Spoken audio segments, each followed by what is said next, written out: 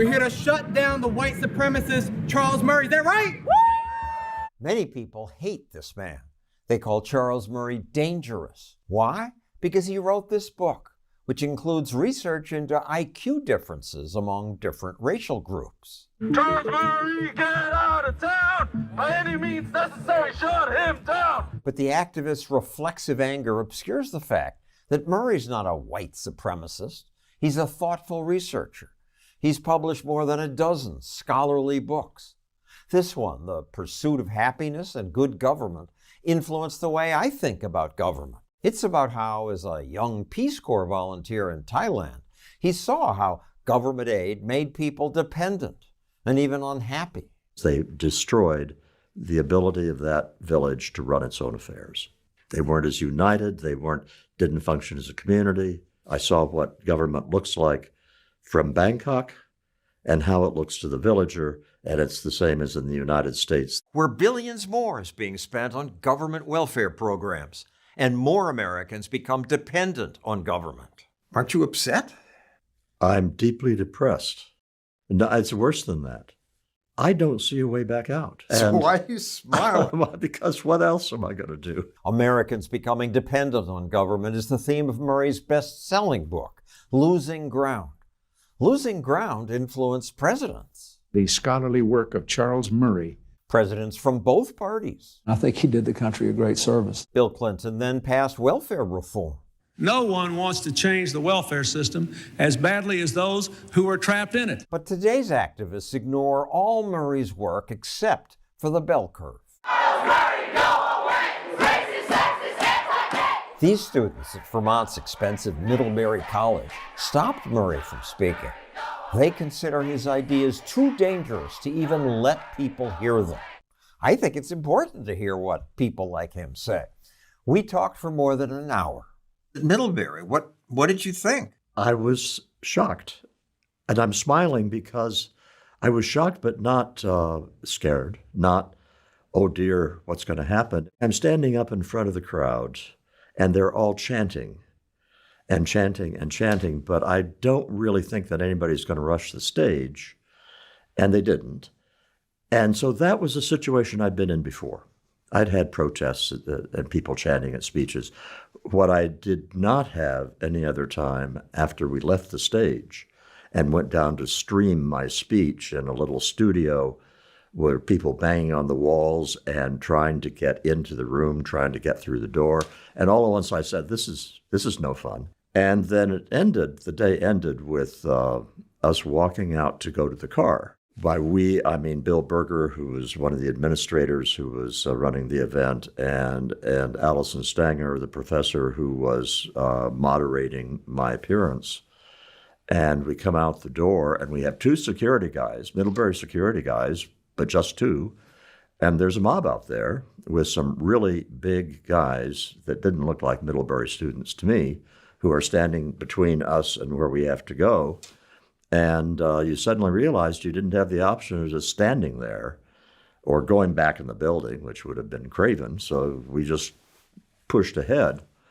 And at that point, I remember saying to myself, do not fall down. Do not go to the ground, because that felt like a really bad idea. What might have happened? They're not going to trample you. I had the feeling that that group just might. But remember, Allison Stanger's holding on to my elbow, not to protect herself. She's protecting me. She's leading. And she gets a concussion and strained tendons when somebody bangs into her from one direction and somebody had grabbed onto her hair from another direction. So for her, it was no fun at all. And in fact, she couldn't teach for the rest of the term because of the concussion. They're that angry at you because you're perpetuating racism. These kids had never read a word of anything I'd ever written. So it was a ginned up phenomenon that also hit a lot of other people on the right who tried to talk at colleges. My wife's theory, and I think she's right, is they want a way to get at Trump, and anybody on the right is sort of their way of expressing their anger at what's going on. So I'm not at all sure it was specifically focused on the work of Charles Murray. I think it's Charles Murray as portrayed by the Southern Poverty Law Center that they were going after. The Southern Poverty Law Center calls you a white nationalist. Yeah, they call almost anybody a white nationalist who they don't like. That outfit is so sleazy. You say white men are intellectually, psychologically, and morally superior. I've never said that. I've never said anything remotely like that. And once I had what I called editing my Southern Poverty Law Center material, and I went through and I copy edited it all, and with comments about, you really got to take out this because I never said it. Or in other cases, they have a quote, and I say, well, yeah, that quote I said, but here are the next 3 sentences you left out. Of course, nobody ever really reads that kind of thing. I put it on the AEI website. But the fact is that you have people at the Southern Poverty Law Center who are willing to lie and pull out of context, and they would be laughable, except they get so much attention. And you think the kids read what the Southern Poverty Law Center writes? You know, I'd like to have a better grip on who it is that communicates all this stuff. But obviously, about a variety of people, and I'm one of them, the caption for me is, he believes blacks are genetically inferior to whites. The students, they don't feel any obligation to investigate this. They just take it as... Do you believe that blacks are intellectually inferior? I bridle at the word inferior. Yeah, what do I believe?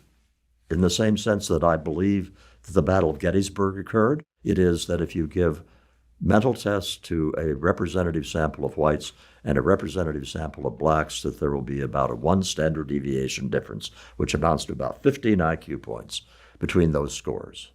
To then translate that into people being inferior and superior is idiotic. Are you really under the impression that someone who has an IQ that's 20 points lower than yours feels inferior to you?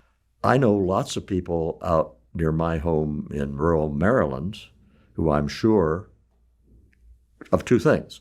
One, they can do all sorts of things that are really important to my life that I can't do, such as fix the plumbing, get my electrical circuits working correctly. I'd be stuck if they weren't around.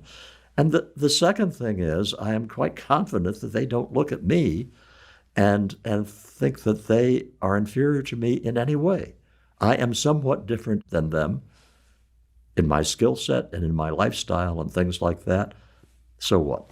You don't think they look at you and say, oh, he's incompetent. These intellectuals can't do anything. Oh, of course they say that. But of course they're being accurate when they say that. That when they look at me and they roll their eyes when I'm so happy that they come out and fix something that if I were a competent male, I could have fixed myself.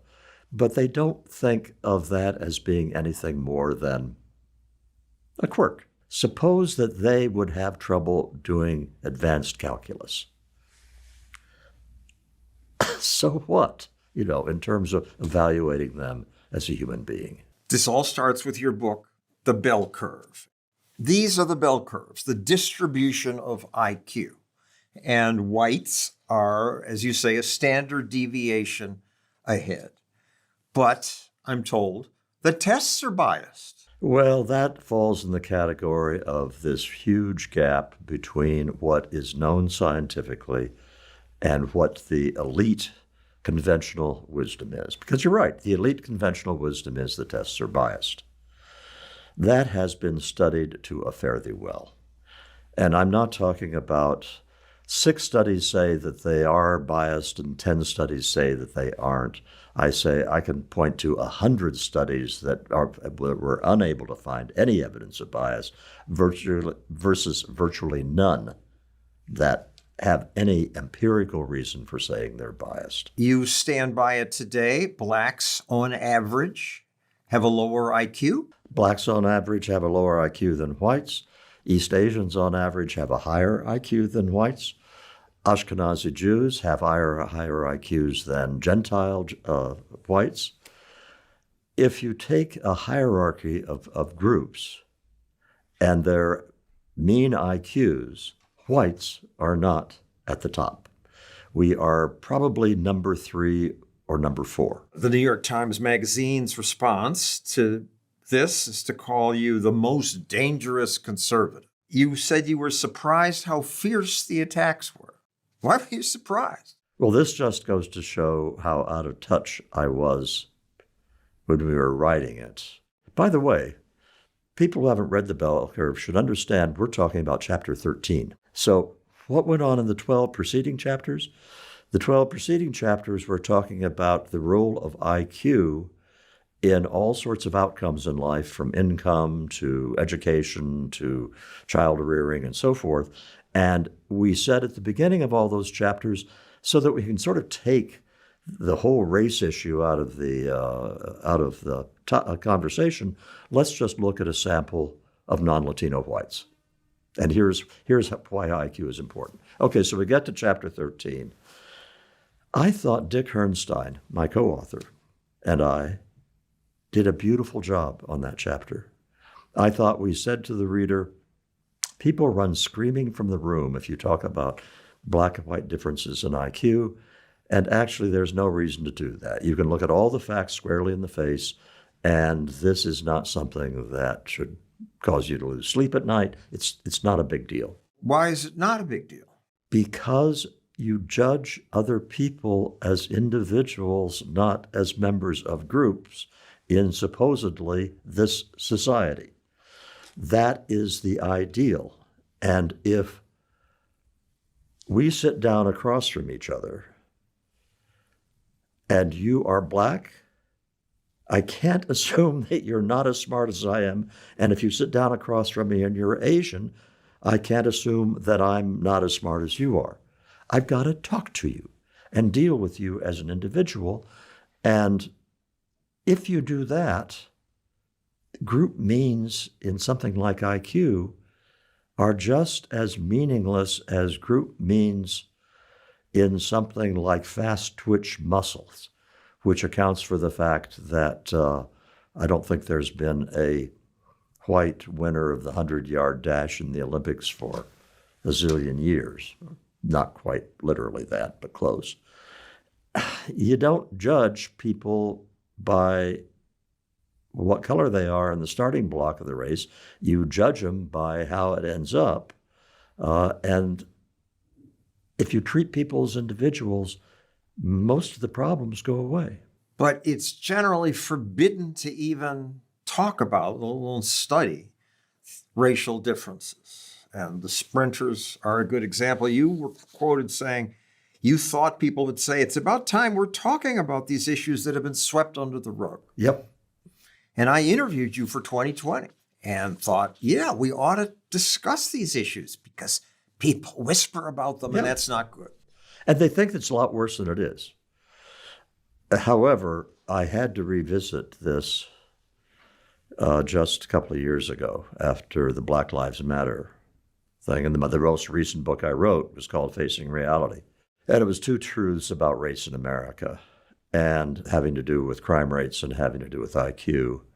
And the reason I felt compelled to do that was it is not the case that thousands of black men are being shot by cops at random. In fact, the numbers are, you're talking very small numbers. And if they say, oh, but more blacks are shot than whites, people have got to come to grips with the fact that the people who are committing the crimes, there's a racial differential. So this is a case where group outcomes did become important, not because people like me were saying something, but because Microsoft executives and the Black Lives Matter people and the evening news. Here's another problem impacting black people and other people of color: systemic racism. And everybody else was saying things about racism in this society on the basis of evidence that simply ignored these group differences in IQ and in crime rates. And so I figured I did not have the option of sitting back and not writing anything. Facing Reality does not have a dedication. It does not have any acknowledgments. I wanted to keep my friends and colleagues as segregated from any identification with this as I could, because I thought that book would raise a ruckus. It didn't. When I talked to you for 2020, much like we are now, I thought in the 15 minutes at the time we had for stories on 2020, we might have a serious discussion. But then I was disappointed. They decided, no, we can't, even then, long before Black Lives Matter, we don't want to put this on. And I reluctantly called you and told you, expecting you to be very upset, because we had a big audience then. But you just said, it's just as well. This doesn't make anyone happy. And it wasn't the point of the book. The point of the book, of the bell curve, was that IQ has become really important in explaining a variety of phenomena in this country. A theme I return to in Coming Apart 20-odd years later, because a lot of the polarization and the segregation and the elite attitudes toward things have been driven by the way that over the course of the 20th century, the whole social structure of the United States has been affected by the increasing importance of IQ in the economy. That's the point. And it's more important now because it's worth a lot more money to be really smart now than it used to be. If you go back to the 1920s and you're a lawyer, you're probably making a good income. In the town you live in, you're in the upper middle class, but you aren't rich because you can charge lawyers' fees for doing wills and minor legal things. If you have exactly the same level of ability as a lawyer now, if you are doing multinational deals, you can be worth a commission of millions of dollars putting together these extremely complex things. That happened not just in the law, it happened in advertising, it happened in the IT industry, obviously. And people have gotten rich because they have high IQ in a way now that didn't happen in 1900. Another aspect of it is that, guess what? You had an elite that was increasingly convinced of its own superiority. Because I will tell you, one set of people who really do think that having a high IQ is a big deal in terms of your human worth are people with really high IQs, especially in academia. And when they get up in the morning, they're comparing themselves to their colleagues. Am I as smart as that guy? And they really do look down on people who aren't as smart as they are.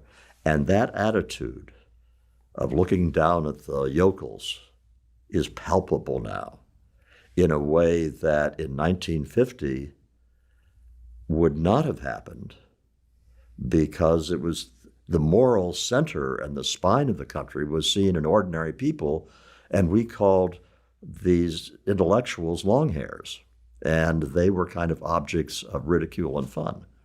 And that flipped. So that's just a couple of examples of why this is so important to what's gone on.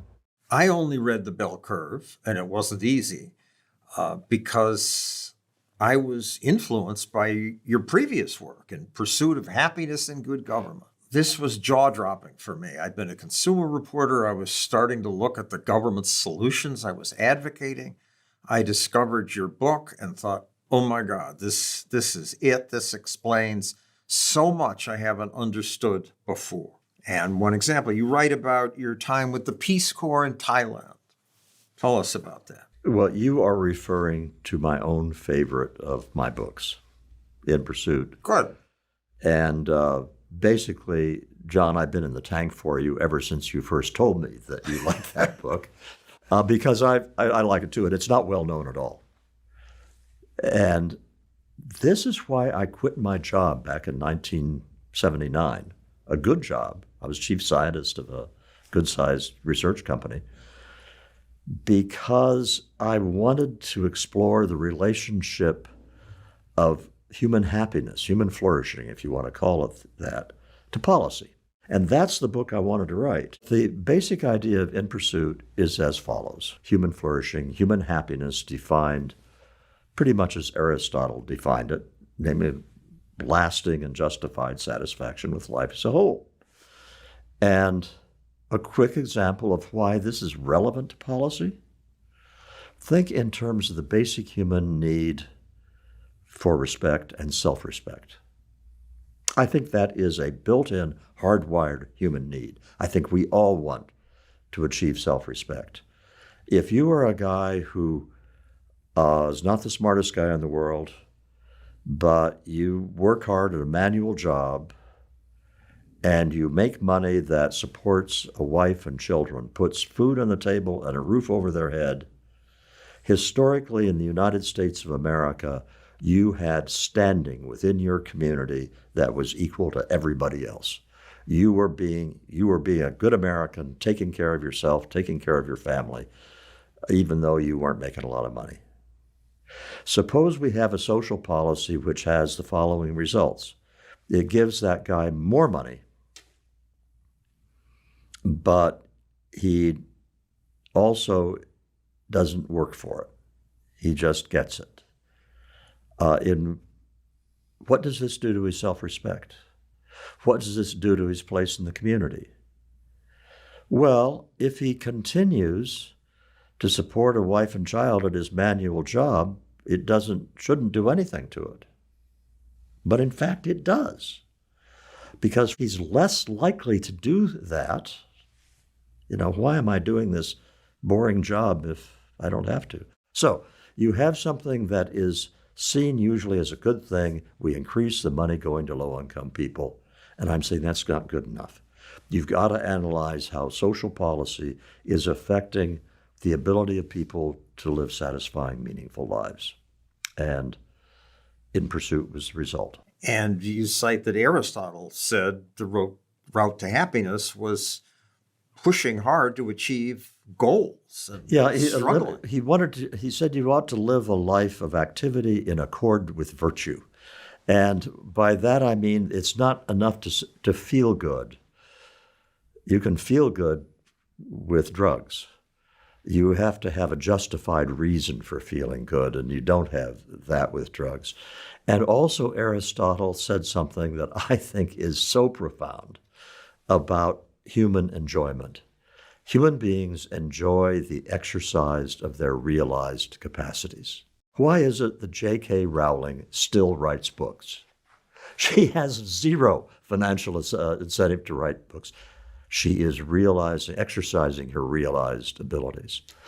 On a much lesser scale, why do I continue to write books? Why do I continue to make videos? That's what I'm good at. No, I don't consider I'm exercising my realized capabilities now, John. You are. I'm not. I'm exercising my realized abilities when I'm sitting in front of that computer monitor, staring at it, typing for a minute, erasing it, going back and doing it again. And I enjoy that. That's true up and down the line. A cabinet maker gets the same kind of satisfaction. And that's at the core. You want a society in which people are given lots and lots of opportunities and incentives to learn how to do something well that they love doing. And in Pursuit of Happiness and Good Government, you write about a model village, the pride of the government in Thailand. Cascade of projects, a fish pond, a new school building, cotton growing project, and a health clinic. Yeah, and he was well-meaning. I knew him. I talked to him. But he sort of looked upon the villagers as these objects that he was trying to help. And the village before he... Much like our government does for us now. Well, that's why the process of being in Thailand had such a profound effect on me. I saw what government looks like from Bangkok and how it looks to the villager, and it's the same as in the United States, the way government looks from Washington, D.C. versus the way it looks out in a little town in Maryland where I live. What they did when they came in there was they destroyed the ability of that village to run its own affairs. And that made a huge difference in the quality of life, in that village.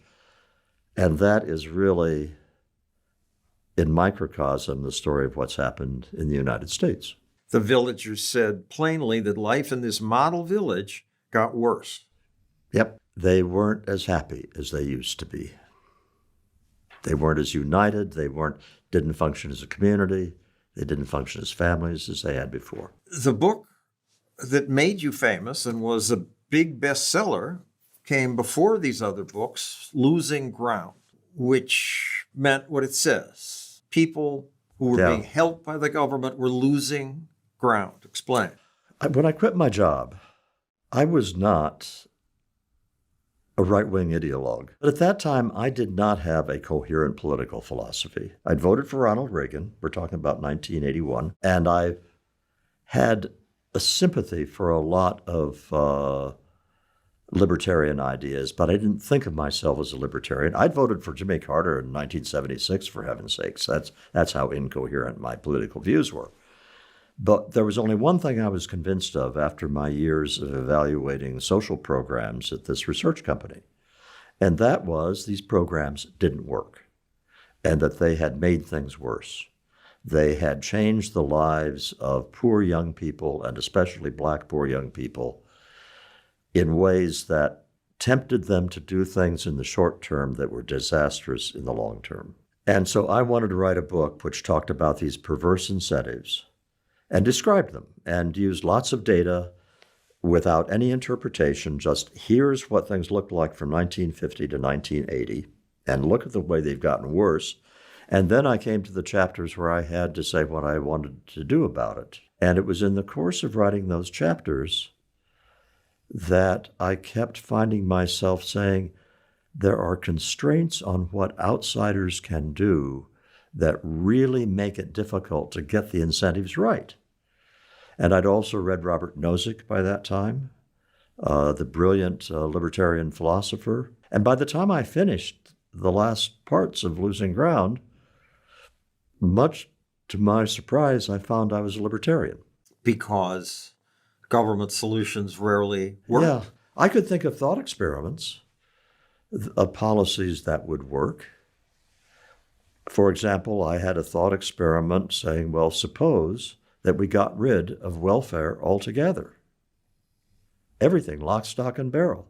And I went through all of the changes in the calculations this would make of women in their expectations of men, the changes it would make in the behavior of men, the variety of other social feedback loops that would be triggered. But of course, we're never going to get rid of the system. And I could think of, guess what? Suppose we gave poor parents the money to send their children to schools of their choice. I went through in my mind and on paper, all of the good things would happen.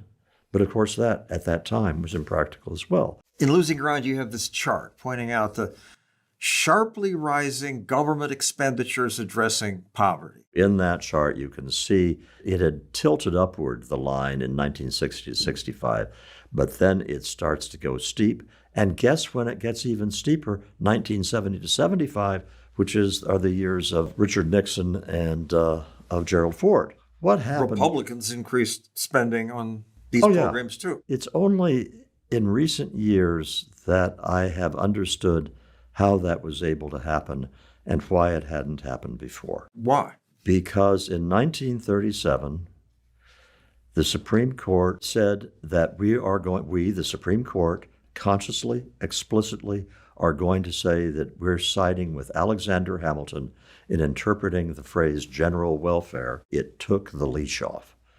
Until that decision, the government had stuck pretty close to the list of things in the Constitution that Congress was permitted to legislate on.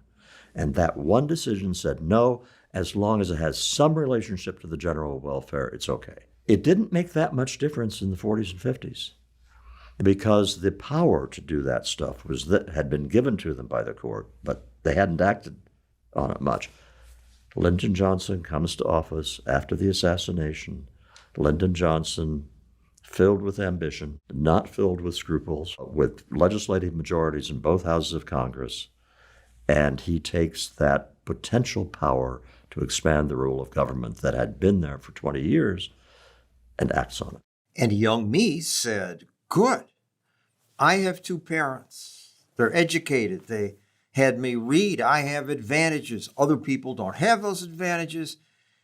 It's time that Government, under wise planners, step in and help the disadvantaged.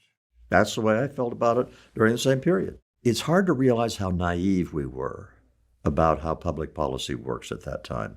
We had very large job training programs, some of them multi-billion. People made $1.12 more per week who had job training than people who didn't. You're talking about minuscule effects.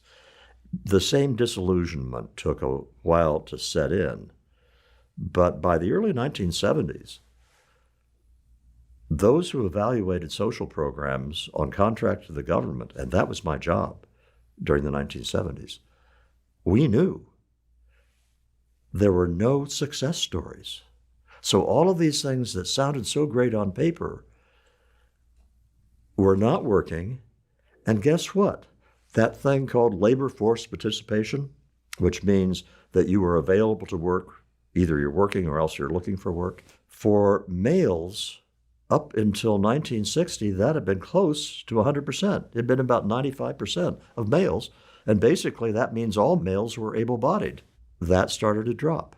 And it started to drop not among affluent men, it started to drop among poor men. Which gets to the title of your book. It wasn't just that the programs didn't work. Worse than that. People were losing ground. Losing ground.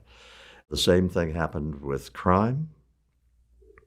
In the mid-1960s, all of the intellectual firepower was saying that punishment is a stupid way of dealing with crime, that putting people into prison only makes them into worse criminals, and therefore we will reduce the use of prisons and we will increase the use of community solutions and probation and so forth.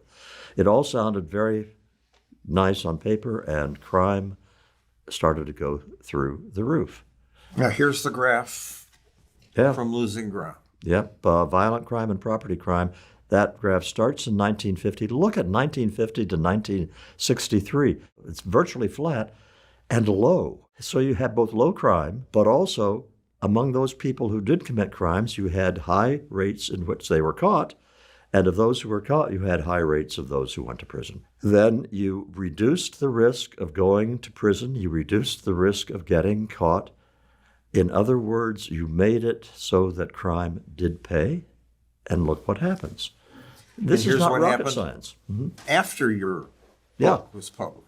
Yes, and so there, that peak of that one, that's again violent crime rate, is in the early 1990s, and look at what happened and the way that it went down. I would say that mass incarceration had a lot to do with it, because once you get arrested 2 or 3 or 4 times, the odds that you will continue to get arrested are high.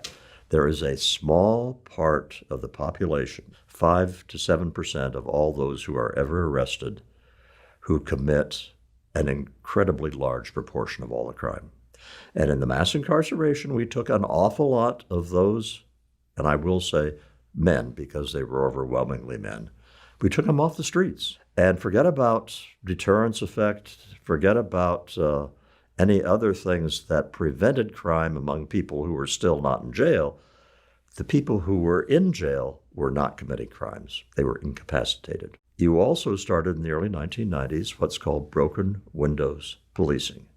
And that means that if you jump the turnstiles in New York City subways, they start to arrest you. But let's explain it. It's the broken windows theory, which is that if you see a building with a broken window, you might break other windows. You think it's okay. This was a famous political scientist named James Q. Wilson, and he observed that if one window is broken and it's not fixed, in a matter of weeks, all the windows will be broken because nobody cares. I understand the subways in New York City are not as pleasant to go on now as they were 15 years ago. You've probably seen people going in through the slam gates, hopping over the turnstiles. That because you are not arresting the turnstile jumpers anymore, you aren't arresting people for lots of things anymore that you did during the 1990s and the first decade of the 2000s.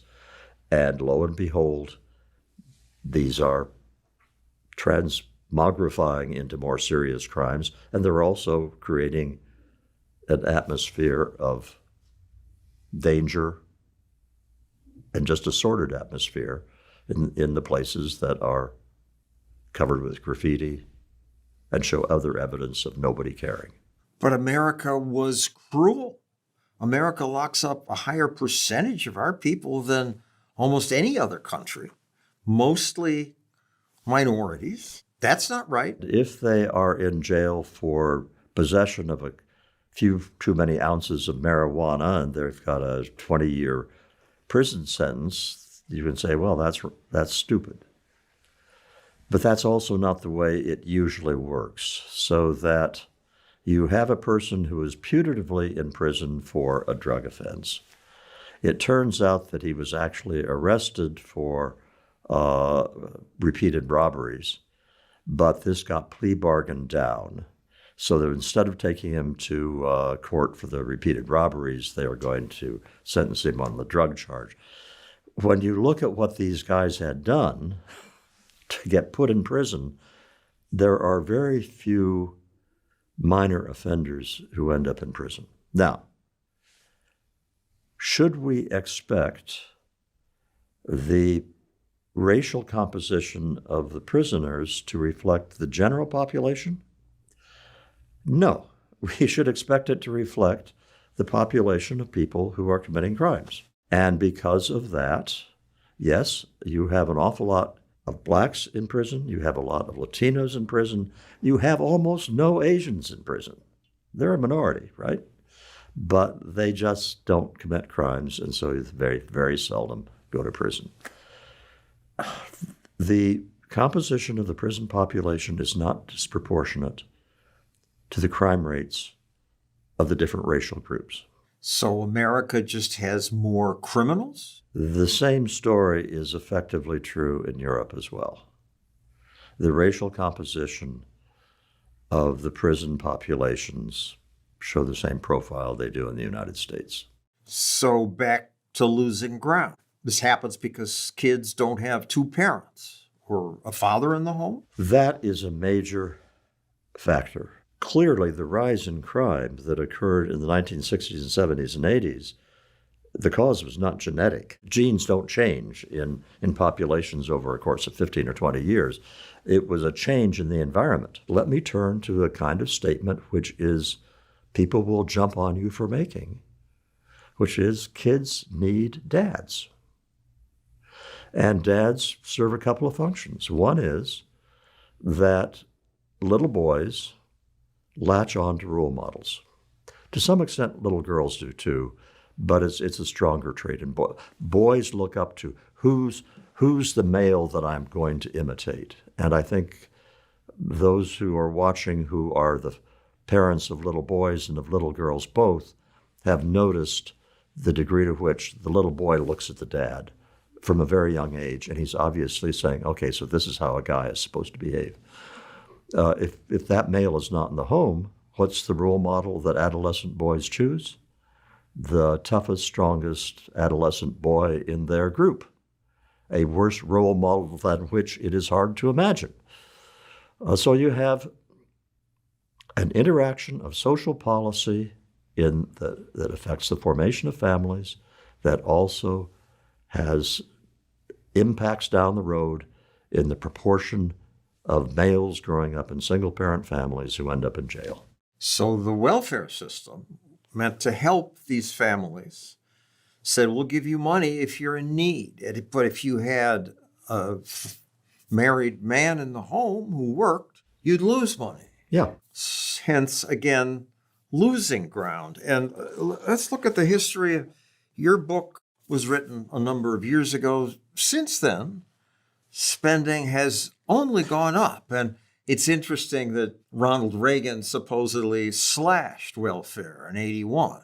And there was a little drop briefly. And then slower growth, but then it goes back, shooting back up again. And then there was welfare reform in 1996, the end of welfare. Yep. And it flattens again for a year or two. Flattens a little bit. The demand constantly grows, and nobody has any incentives to say no. There's a program for physical disability payments that technically ought to be a wonderful program to have, because suppose a guy who's a manual worker is physically disabled, cannot work through an accident or something, this seems a reasonable thing to do as a government. And it is, if you administer it carefully.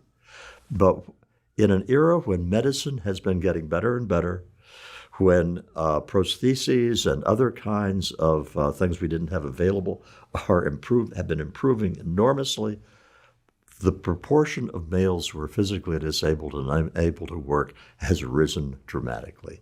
Now tell me how that is. And the answer, how it is the administration of the program, which is in effect saying to guys, if you can get the right doctor to assign the right certificates, you can have an income stream for the rest of your life.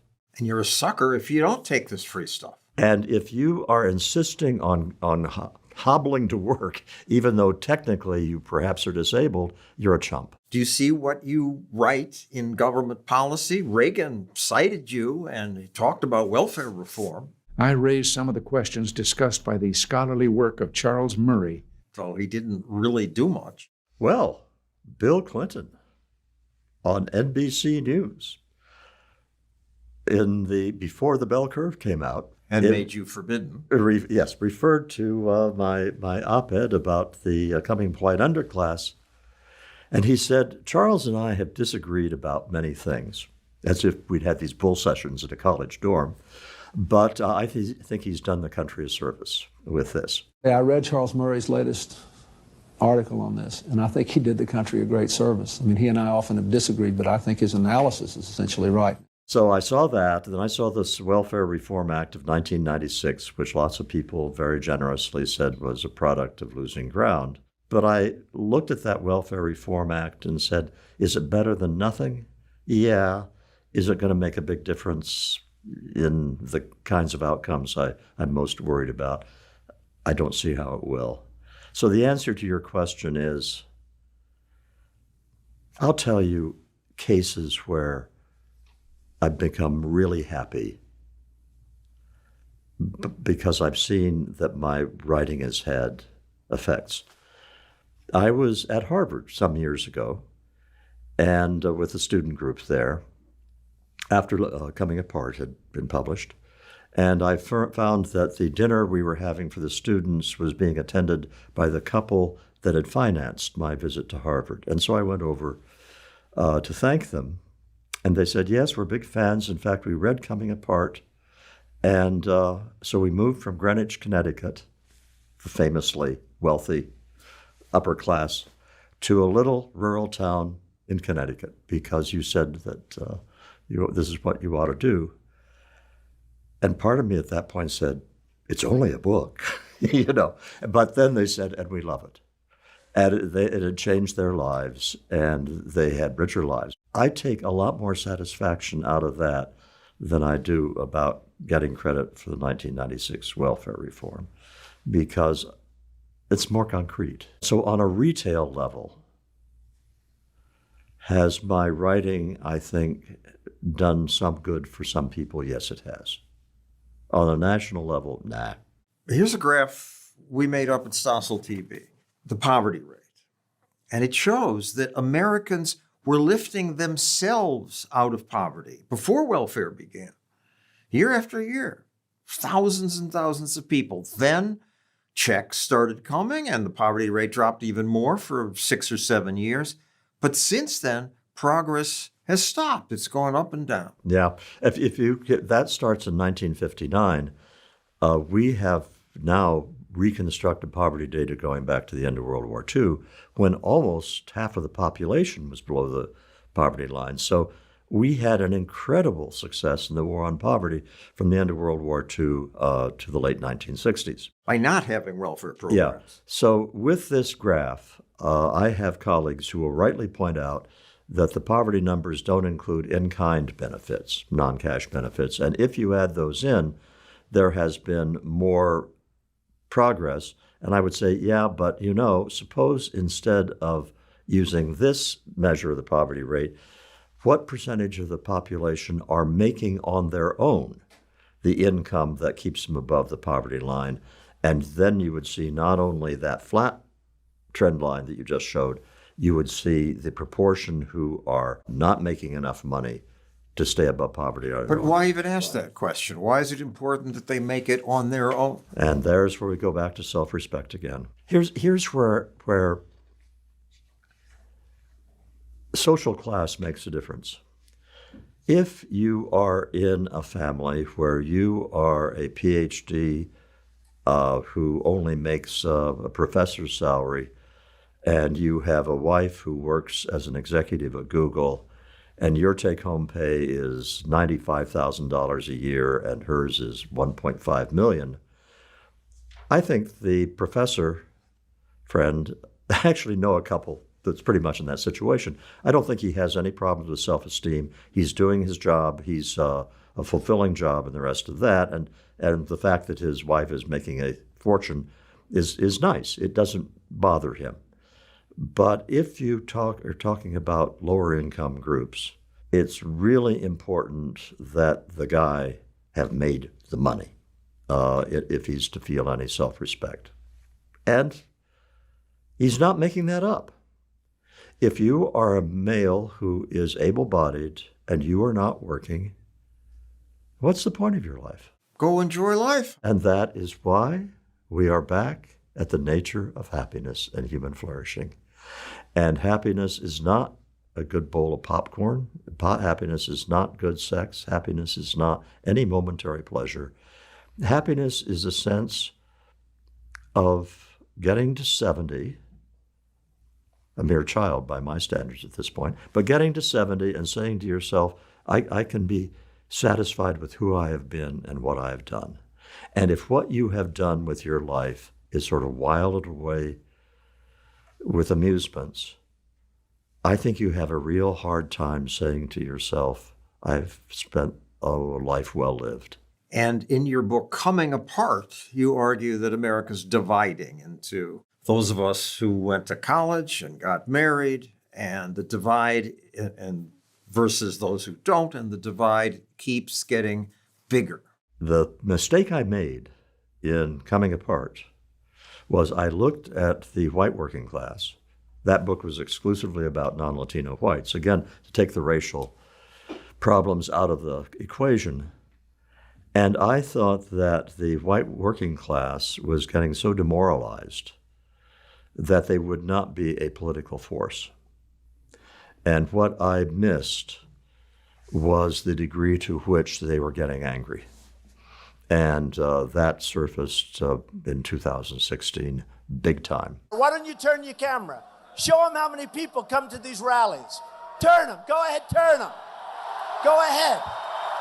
And it has proved ever since to be an extraordinarily powerful thing. There is a sense out there. 2016, meaning with the election of Donald Trump. Yeah. There is, I think, an enormous sense that demoralization is part of it, but also a real sense that we're no longer living in a country that gives me the respect I deserve, that gives me the chances I deserve. And that explains a lot of the energy behind the election of Donald Trump then. And it has been fueled by the increasingly obvious, open, unapologetic disdain of the people who live in flyover country, of the rednecks. Rednecks is the only ethnic slur you can use these days and get away with. You know, this really is the only one. And this is not lost on ordinary Americans, and it's not just the white working class, it's increasingly the black working class, it's not just the working class, it's also increasingly the middle class who look at the people who are running the country and say, we don't know these people, we don't recognize them as having the same values, the same patriotism, the same devotion to the country that we do. You criticize the upper class for supporting welfare, help the poor, but culturally abandoning people. They've abdicated their role as stewards of the culture, celebrating marriage, community, productive work, the fulfillment that people of faith derive. Celebrating doesn't mean passing laws, it means talking about it. Talking about it. And they don't have to go out and stand in a soapbox. But if you are in a happy marriage with children and it has been a source of great satisfaction, Don't go out there and say, oh, but all families are equal in terms of their functioning and so forth. You don't have to demonize single mothers. You can acknowledge there are lots of single mothers doing a heroic job, but they are doing it under very difficult circumstances. There's nothing wrong with saying, you know what, it's really good for the kids if they're born into a married family, and the married family really is the way to go. They don't say that. They go out of their way to say, no, no, no. It's almost as if the elite wants to keep the good stuff for itself. And we, more affluent people who go to college, are behaving in the ways you advocate. We do tend to get married. We do tend to work. Yes, and that's been true since the 1980s. And that's the coming apart you're talking about. And we marry somebody else who does. In 1993, I wrote an op-ed titled The Coming White Underclass. And at that time, the out-of-wedlock birth ratio for whites was about 22-23%. And I said, guess what? Whites are now approaching the same level that blacks were back in the early 1960s when Daniel Patrick Moynihan wrote about the breakdown of the black family. And I said, what we have coming down the road is a white underclass. And it became obvious that these births were concentrated among low-income whites. And in a way, what I talked about in Coming Apart was the realization of that prediction. It wasn't that we had a coming white underclass, we had a white underclass. But it would be arrogant for affluent white people to preach to poorer people. The sign of a vibrant, growing civilization, according to many historians, is a confident upper class, confident in its own values, and one that openly says, okay, this is the way up people ought to live in this society. The Victorian British, classic example. The Victorians basically socialized the entire English population into Victorian middle-class values, and as a result, when London was urbanizing at an unprecedented rate, the crime rate did not go up. Unheard of to have that kind of level of urbanization and no increase in crime, but it was the Victorians who had successfully passed on their values.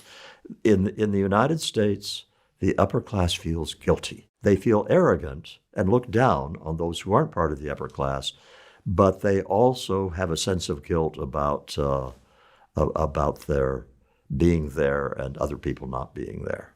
It's very dysfunctional. While you've called yourself a libertarian today and you wrote a book, What It Means to Be a Libertarian, on Twitter recently you wrote, you're no longer a libertarian.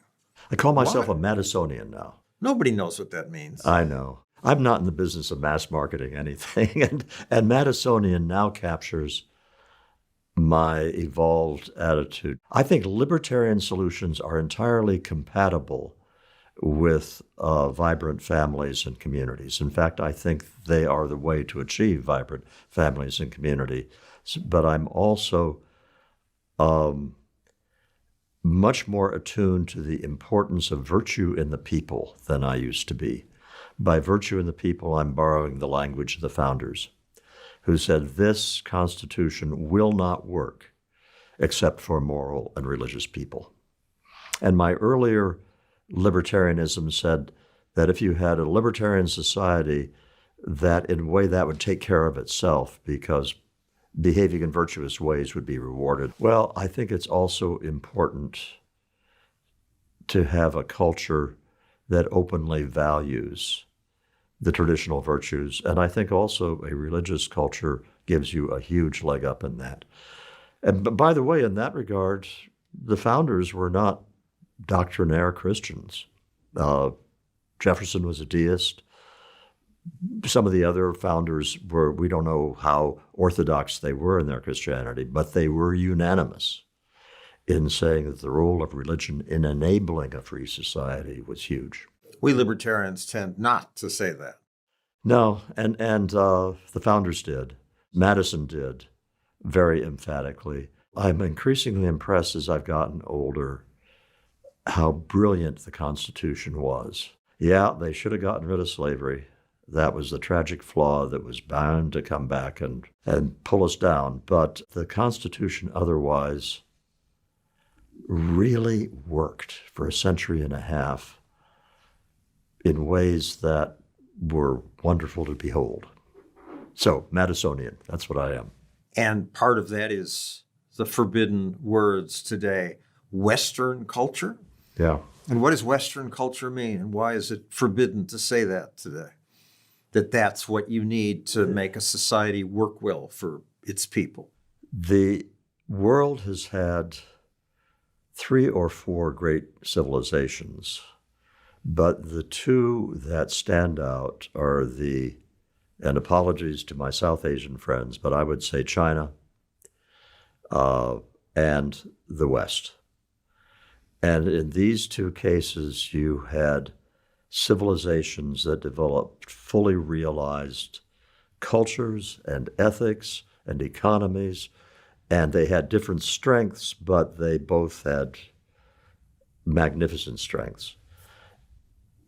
We are inheritors of the West.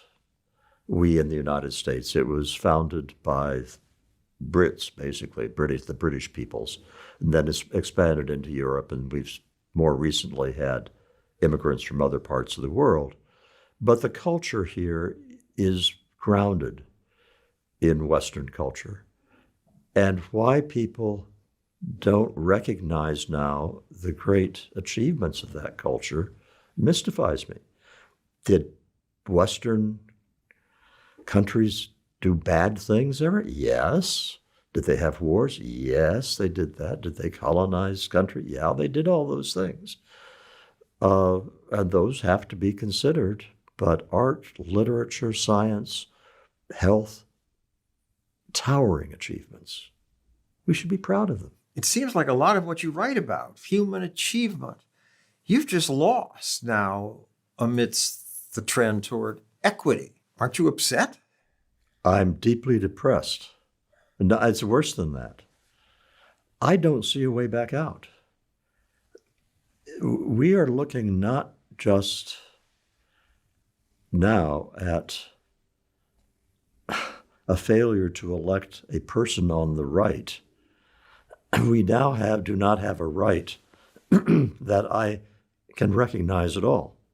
I got along fine with traditional conservatives, with Bill Buckley and with the neocons, Irving Kristol and so forth. I had disagreements, but you had common ground as well with me as a libertarian. And also for a long time, it seemed to me that libertarian views were gaining ground. You and I, if I may speak for you, we are alone in the world now. What is the organized group that wants to have limited government return? It's certainly not the Trump people, not the MAGA people. They are talking about big government being just fine as long as the kind of big government that works for us. Who these days is talking about we really ought to do something about the deficit? That you have a few lone voices, you don't have any. The things we believe in, because we have extremely similar beliefs, John. We have watched on our own lifetime our hopes and dreams turn to smoldering ruins. So why are you smiling? Because what else am I going to do? It's depressing doesn't begin to capture it. And in a way, talk about feeling that maybe your life hasn't been lived as fruitfully as you would like. It's so bad in terms of my hopes for this country. I don't see how you energize a new generation to recover that. The good news is that old people are habitually too pessimistic. And so let's say that I cannot foresee how you turn this around, but here I will hearken back to the religious Great Awakenings that the United States has had 3 of, 4 depending on which historian you read, but that came out of nowhere. And in the early 19th century, it resulted in a reduction of alcohol consumption, which had been incredible to very low levels in a matter of a couple of years. And in other ways, you've had enormous impacts of great awakenings. It's not impossible that there will be a civic great awakening, reawakening of some sort. By reduction in alcohol consumption, you're not talking prohibition. No, I'm talking in the early 19th century, Americans drank enormous amounts of whiskey. And as part of the religious Great Awakening, you had the temperance movement, and the empirical record about the per capita consumption of alcohol in the early 19th century was that it dropped like a rock. This country has proved itself in the past to be able to spin on a dime. I simply don't see how that happens this time, and I do see lots of signs of a civilization in decay. But you're an old man. As you said, old people are pessimistic. Yep. And I'm perfectly willing for other people to say that to me and to say, you're right, go out there and fight the good fight. Thank you, Charles Murray. It's been a pleasure.